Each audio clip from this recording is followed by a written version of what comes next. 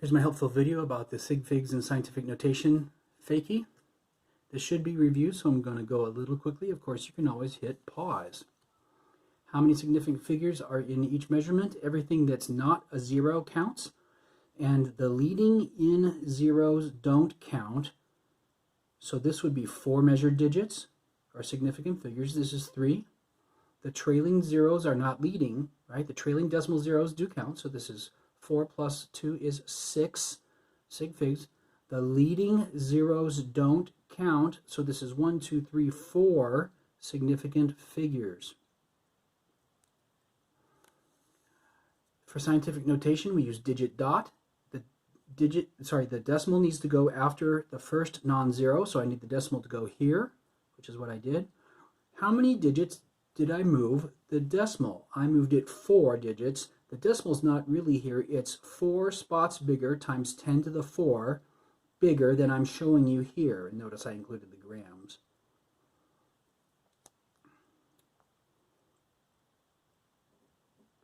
So I put the decimal here, and again I moved it 4 spots. So this decimal is actually 4 spots bigger than I'm showing you here. Also, this dot meant that these zeros do count even though they're before the decimal.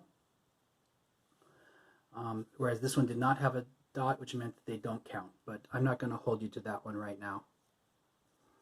Leading zeros don't count, so I'm just going to put the decimals, the decimal after the 4. And that would be 2 significant figures, although they don't ask.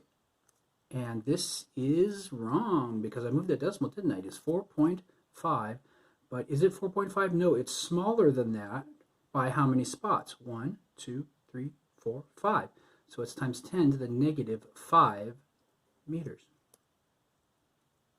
I moved the decimal after the first non-zero, but is it really 2.4500? No. The decimal is really 2 spots smaller than what I'm showing you. For 12, I line up the decimals. And then remember that any blank is not a 0, it is unknown. And so, do I know the ones place? Well, yes, we're going to count this as a 0. We know it's a 0 if it's blank on the left. If I can measure the 10th place and the 100th place, I could sure measure the, have an idea about the ones place. So we can count this as a 0. So go to the right until you hit, and I don't know. Do I know the ones place? Well, yes, because we're going to count that as a 0. Do I know the 10th place? Yes. Do I know the 100th place, the second decimal place? No and no. So I'm going to mentally draw a line here, and I'm going to round off the 100th place back to the 10th place. And don't forget the unit. And that happens in all these cases. I'm going to skip down to here to 19. I had to get the E numbers, the exponent on 10, to be the same. So, what did I have? 10 to the 3 and 10 to the 4. It's easier if I take the small number and small exponent and make it be the bigger one. So I'm going to take the 10 to the 3rd and I'm going to make it 10 to the 4. But if I'm going to move this up 1 decimal point, I must move this down 1 decimal point. And so then I can line up the decimals and it is a true statement. If you don't change the exponent first when you're adding and subtracting scientific notation, it's not true. You can line up the decimals, but if the exponents aren't the same, it's not actually true and you get the wrong answer. On number 20, I had -2 and -3. The exponents need to be the same, and it's easier if you change the small one to be the big one. So I moved this up 1 decimal point, or I multiplied by 10, same thing. So I must immediately divide by 10 or move it down 1 decimal point, same thing. And then I can line up the decimals, and then it's a true statement. And I don't actually know the second decimal, do I? Because that's an unknown.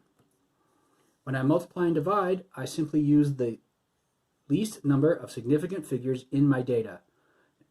So this had 3 significant figures, this had 3.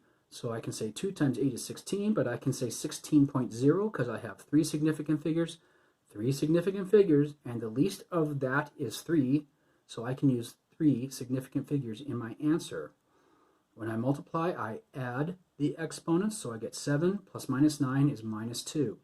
16.0 times 10 to the minus 2. When I divide,